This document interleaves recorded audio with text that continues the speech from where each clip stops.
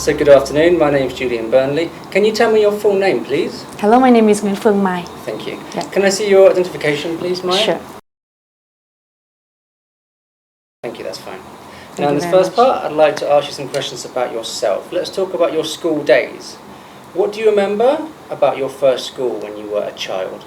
So I went to this very beautiful elementary school, which is quite near my house.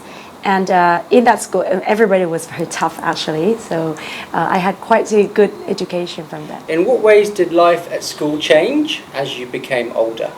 So when I got to the secondary school, actually, I got into mathematics specialized class. So actually, my life got a little bit harder, but it was fine. I could manage that. What was your favorite subject?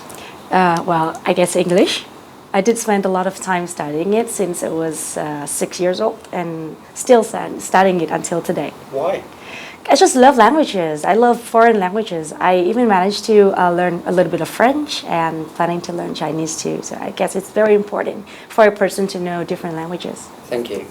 Now I'm going to give you a topic, and I'd like you to talk about it for 1 to 2 minutes. Before you talk, you'll have 1 minute to think about what you're going to say. Okay. You can make some notes if you wish.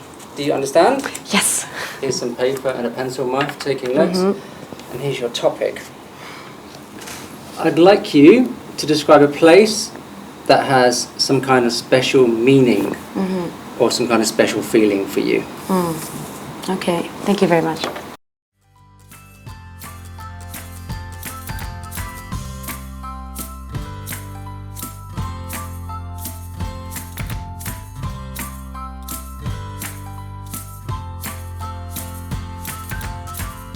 You have 1 to 2 minutes for this, so don't worry if I stop you. I'll Okay. tell you when the time is up. Can you start speaking now, please? Okay.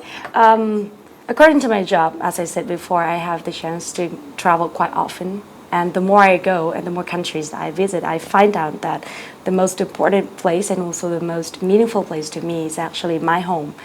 Now, I mean my home is where I was born, not the home that I'm staying in Saigon. To make it more clearly, that is the place where my whole family lives right now. It is a small house right in the center of Hanoi where there are lots of animals and trees and plants because my parents all love animals.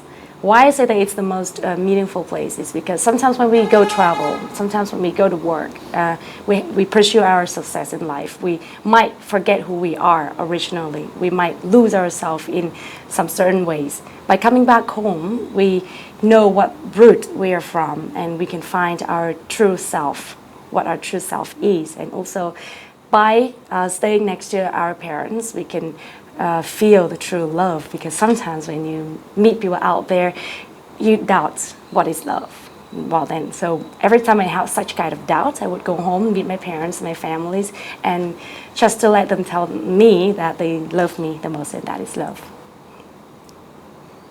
I still have time? Wow. So I believe that lots of people would think the same way as I do. Actually, there are a lot of movies. Alice in Wonderland, right? She could make the whole adventure, but at the end, what she wants the most is coming back home, because home is where you're from, home is what you will become, and home is what you will take as the root to contribute to the culture, to your country. Thank you. Can I have the booklet, the paper and the pencil back, please, Mike? Yes, please. Thank you. So we've been talking about somewhere that is important for you, and I'd like to discuss with you 1 or 2 more general questions related to this.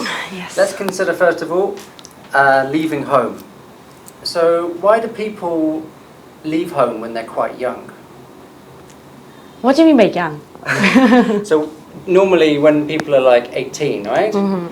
Generally they might leave their home and move to a city. Why do they do that? To me, 18 is not young anymore. So basically when you're 18, then you have the right to vote, you have the right to drive, and in some country you have the right to drink. That means the society sees you as a person, a mature person who has full responsibility to the society and your life. So is it normal in your culture to leave your family house when you're 18? Right now it is not so common, But lots of people are doing that, especially the young generation, even younger than me. I know that in my generation it is not an unusual thing. Say, I think in my class I was the only one to do so. I left home at 18 to pursue my own career that I chose. But at the end, in order to leave home at a Yes. young age, like 18, Yeah. what sort of qualities do you think you need? knowledge and responsibility, and that could be built during your education in school and also by your family. Lots of people, even at the age of 30 or 40, they can still be irresponsible to life, right? So I think it doesn't matter how old you are, but it does matter how you see life and how responsible you are to yourself. Thank you very much, Mai. That is the end of the speaking test. All right, so what did you think of that performance? I thought it was a very fluent and smooth delivery. Yeah, absolutely. I think there were a couple of hiccups on the way, but generally I thought that she responded, very, very happily to a wide range of questions. I liked her pronunciation as well. It was very, very good. Yes. Definitely a strong point. Yeah, so I generally thought that she spoke very well. I think there were a couple of cause and effect language, like by knowing a country we have to visit it. I think she meant in order to get to know a country. And according to my job, I have to travel. According to, I think, should be due to. Due to my job, yeah.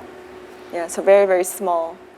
Yeah, a few small mistakes, and like Alice, when she mentions Alice in Wonderland, she said she can make a whole adventure, and the collocation should be we can have an adventure or go on an adventure.